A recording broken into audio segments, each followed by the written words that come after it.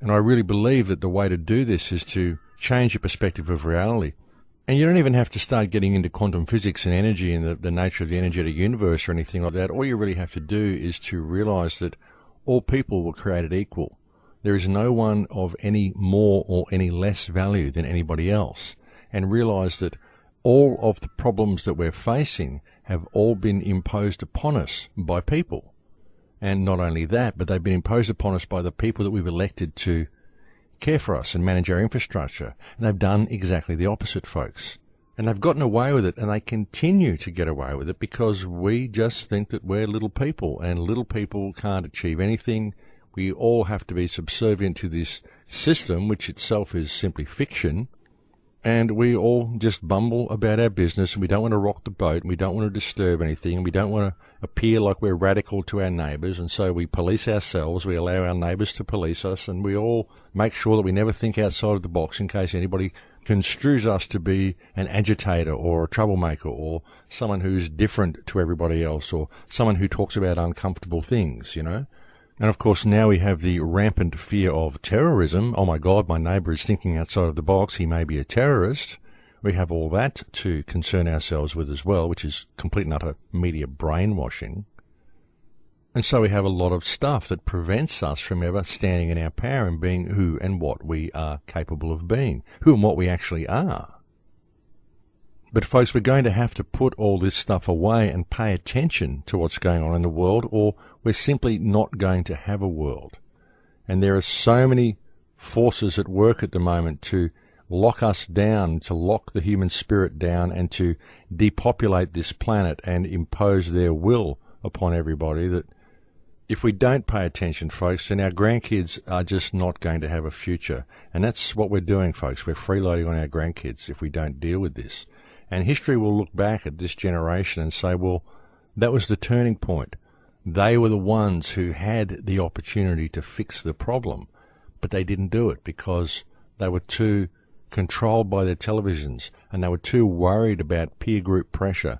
They were too concerned about their social status and what others might think about them if they began to think outside of the box. We have to break out of this mindset, folks. We really do. We've got to expand our minds to take in consciousness and to see the validity of those around us and to see what's going on in the world. And people need to ask themselves why they are required to pay to be alive, why everything is so difficult. They really do need to look at it and ask themselves these questions, and they need to work to implement positive change within their own neighbourhood and within their own street. Start just doing things. If you see something that works and makes a difference, if you see a free energy device that you can implement, just do it. If you have some land and you have the opportunity to build a cob house or an adobe home or an earth ship or something like that, just do it. It doesn't matter what the council says. It doesn't matter what the government says.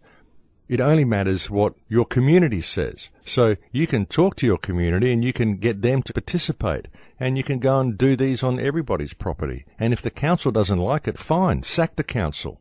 Tell them to go away. We'll employ some honest people to put in their place. It doesn't matter what legislation they've written down on any piece of paper somewhere, because it's not real. It's just a rule that somebody wrote down, and its purpose is to superimpose itself over the top of actual law and prevent humanity from being all that they can be. That's all most of this legislation is for, folks. It's simply a control grid that is being ever more tightened.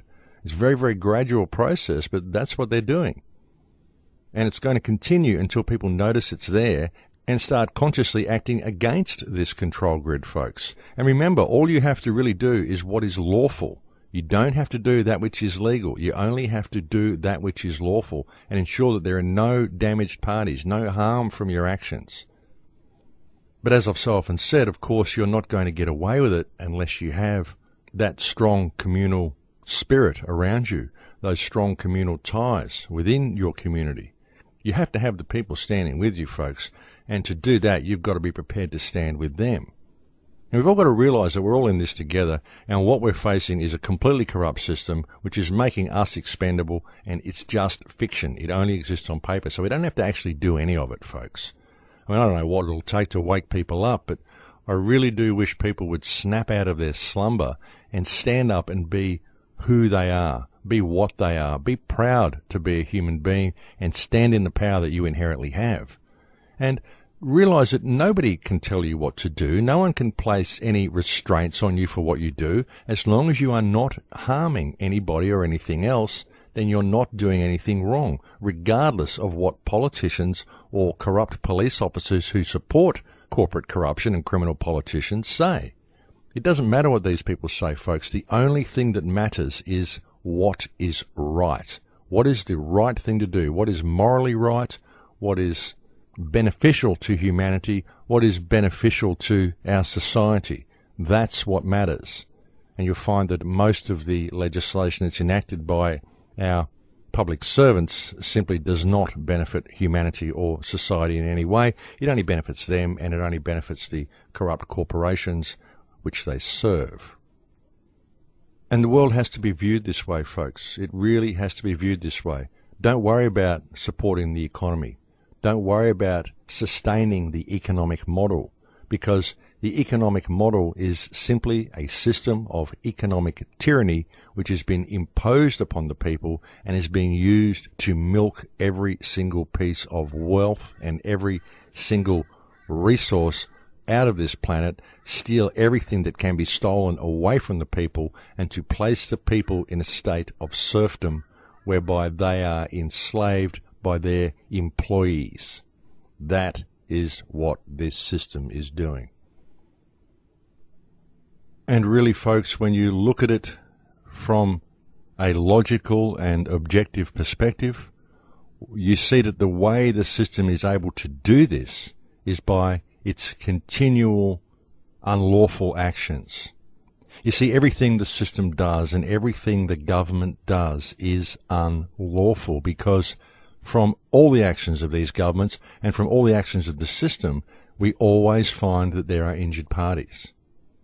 The amount of people that are incarcerated in the American prison system for victimless crimes, people who are in there for smoking pot, which is a complete victimless crime. Pot's actually a plant that would save the world if it was legal. The only reason it isn't legal is because many of the most corrupt industries on earth would be put out of business if it was. So everything our governments do is unlawful, folks, because there is an injured party from all of the actions of the government. Even the fact that you have to pay to be alive and are forced to live within a society which places you in a state of perpetual self-generating debt shows that there is an injured party from the actions of this government. There are injured parties from the actions of all governments, folks. This entire government system is corrupt, and I'm quite happy to debate any politician on these issues anytime any of them has enough fortitude to face me in a public arena. And you see, that's where our remedy lies, folks. Our remedy is in realizing the difference between that which is lawful and that which is legal. Our governments have worked very, very hard to blur this line, and people honestly don't really have time to look. They never really have time to think about it, because most people are so exhausted because they have to spend their days running ever more faster on the treadmill in order to keep their head above the encroaching waters of self-generating debt they are forced to live in. And when they do get home and they have a few moments off, they just plonk themselves down in front of the television and get programmed for the next day. Television really does numb people's brains, folks. It's a very, very effective brainwashing tool, and that is its entire purpose, to brainwash people into believing a completely false reality and ensure that they remain subservient to a completely false paradigm which does not serve them in any way, shape or form. And they're trained to be this way right from birth, folks, right through the education system. The education system is not an education system, it is an indoctrination system, because the government doesn't want educated people. The government doesn't want smart people. That is really the one thing they don't want, folks. They do not want people that are capable of critical thinking or that think outside of the box, because that does not serve the interests of the government. They want good little drones who are able to function to the capacity that they are needed to function within the parameters of the machine.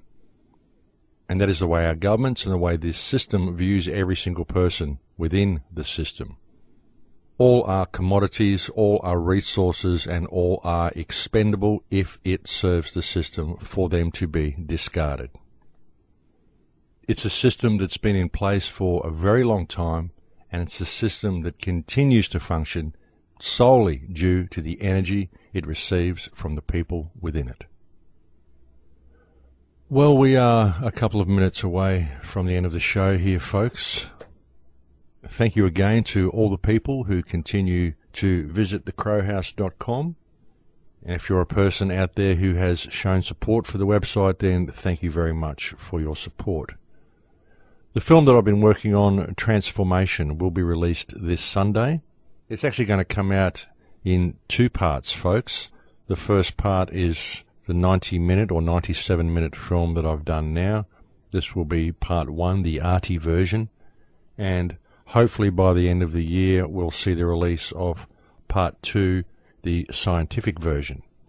I did have a lot of extra stuff I was going to include in the first release of the film, but it ended up being 2.5 to 3 hours long, and I just thought that this was way too much, especially since I'm only able to upload things to YouTube in 15-minute sections. They did give me the ability to upload full-length films at one stage, but it only lasted a week, and then they rescinded the privilege. I guess they just don't like what I have to say, folks, but somehow that doesn't surprise me very much at all. So the film will be released Sunday this week. It will be posted on YouTube and also available to stream from thecrowhouse.com. However, the high-res version of the film will not be available to download from the website until somewhere around mid-May. And I'm doing this simply because I don't want someone to upload the full-length version of the film immediately, because I would like to monitor the views and monitor how the film is received. I found other full-length versions of most of my films uploaded on YouTube, often that I didn't even know was there. My film, The Awakening, was actually uploaded to someone else's channel, and it had over 250,000 views, and I didn't even know that it had been uploaded, and I was wondering why the views had suddenly stopped climbing on my upload of the film. But of course my upload was in 15-minute sections, and so if you are searching through YouTube to watch a film, naturally you're going to go for the full-length version. And that's what had happened, folks. So that's the reason I'm not making Transformation available as a full-length download from the website for at least the next month, just so I can monitor the reception of the film. But that is it for me, folks. We are now completely out of time. It has been a pleasure speaking to you again today, and I will look forward to speaking to you again next week. Please take good care until then, and never ever doubt yourself, and never doubt the power that you inherently hold within yourself and your ability to bring about positive change in the world. In Lakesh.